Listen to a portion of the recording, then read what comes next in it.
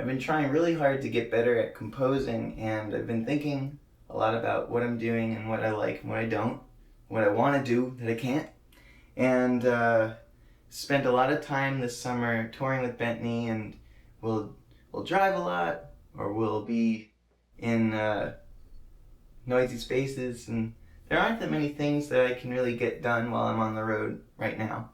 But one of the things I can do is poke a bunch of notes into my computer and see what I like and what I don't. And there's this way of thinking about chords that I'm really curious about that's been cool, and I wanted to share it. It's something that I definitely didn't make up, and I've thought about it before, but basically it's like this. Normally people think about chord progressions in terms of what will fit in a key, or if you pick chords that don't fit in a given key, you're still thinking about how those chords relate to that key. And the way I'm thinking about chords these days that I think is getting some interesting results is I'm not thinking about them in terms of key at first. I'm thinking about them in terms of the ebb and flow of dissonance and consonants. So a lot of my results end up being in a key or being analyzable as functional harmony, meaning like you can say, you know, if the 4 chord wasn't major and normally it would be major, you could say it's the 4 minor. Like it still ends up being something that's classifiable as if you thought about it in a key. But it's not how I'm arriving there, and so I'm getting some interesting twists and turns. And so when I talk about this ebb and flow between dissonance and consonants, what I'm talking about is basically, well, the best way to demonstrate it would be to just play one note over and over again, and then throw a bunch of other chords over it, one at a time, and sort of categorize in your head how dissonant or consonant is this chord compared to the one before it. Is it a release, or does it build the tension? And every chord is either helping to create motion or relieving motion. There are no neutral chords. So thinking about that as how I pick chords is really interesting. So now I'm playing this note. This note is going to appear in every chord, so it will tie the chords together, but you'll really get to compare them in terms of their level of dissonance. So anyway, I'm playing an A, and let's try an A major chord with the A. Very peaceful, very in. What if I play a G major chord with this A? Well, then it'll be a G major 9, because the A is the 9 for the G major. So here's the G major.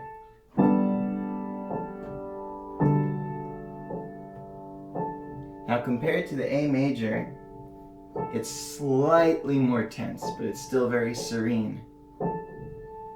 Okay. Now, whatever I play next is not going to just be related to this A, it's going to be related to this G major with an A in it. So what if I play C sharp major? Alright? Here we go.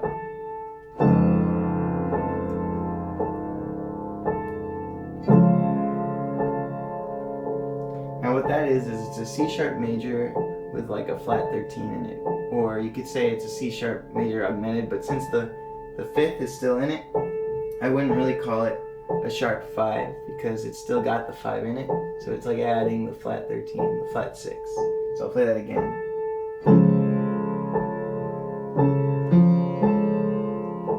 Now if I play the A major, the G major, and then the C sharp major in a row, it sounds like this.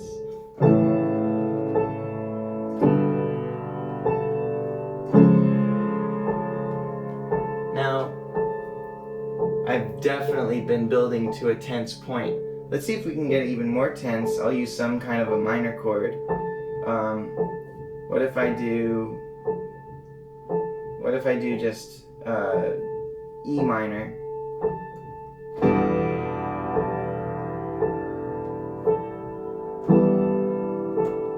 Alright, so now all 4 chords in a row.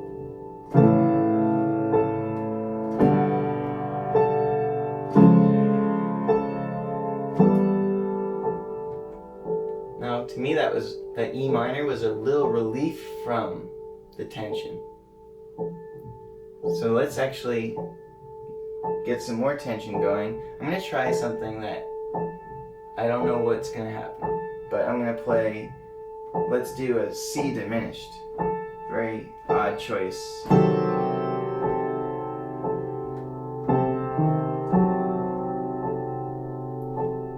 Now to C minor.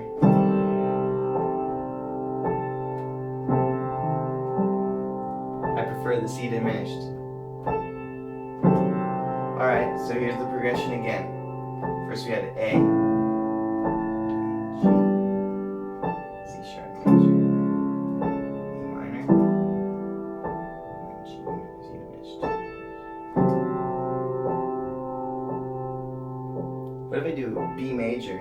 Since I've already got two of the notes that are in B major in my C diminished chord, I'll just have to change one note.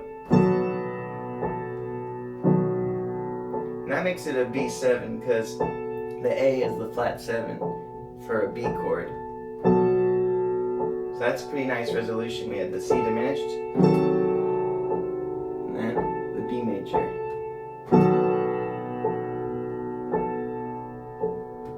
And now to F. G, C sharp, then D, and then A. So, didn't plan that. I definitely planned to start with an A major, but outside of that, that's the process right there. I was kind of cataloging this dissonance and seeing what should go next based on past experience. That's kind of how music theory is made in the first place. But I'm thinking one layer below the music theory to this more intuitive cataloging dissonance versus consonants kind of approach, and I like what I'm ending up with. So I'm going to turn to my computer here and show you something I wrote with this in mind. Here's a short clip of music that I used that I think would be appropriate for a film score or a nice sort of seed for a more substantial piece of music. But what I did was I took the guitar, my propane tank, my little glockenspiel bell thing, and the right hand of the piano, and I played that A over and over again with that instrumentation. So it sounds like this.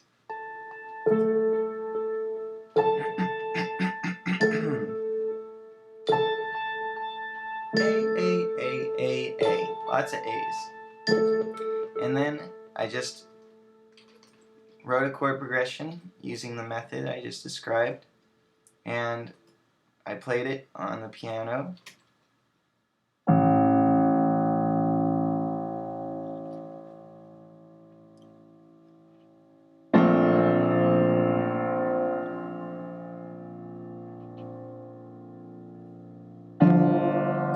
And so on. And then I copied that chord progression onto a new track and reversed each hit so that you'd have this nice revving sound. I also sent the reversed signal through a reverb that was up an octave and panning from side to side, so you get this swirling, ghost-like reverse. So you get things like this.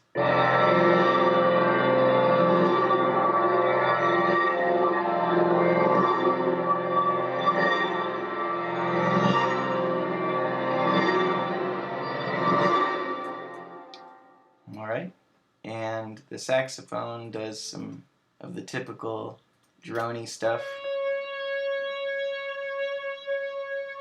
And I didn't tune it this time. Alright, some progress there. And I think that's all the ingredients. So let's take a listen. And for the visual entertainment part, I'm going to do hand puppets. Alright, here we go.